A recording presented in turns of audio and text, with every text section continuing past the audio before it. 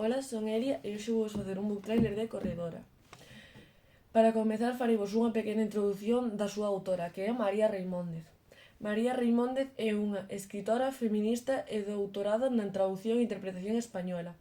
Cultiva tanto na narrativa como na poesía, en ensaio e teatro. É tamén fundadora da Organización de Cooperación Internacional. É coñecida por ser autora de Cobiza, Pirata e, sobre todo, Corredora.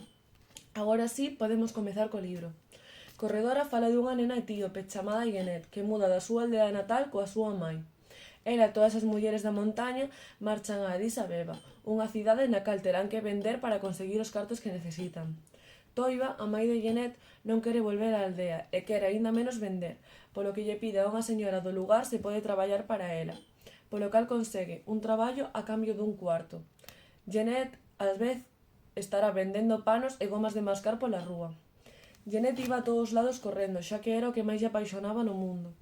Un día ve un adestrador de atletismo, chamado Abebe, o cal lle di a Jeanette, ou máis coñecido como Solomón, que era o nome polo que se identificaba en Addis Abeba, que fora a adestrar un día con el e os rapaces na praza.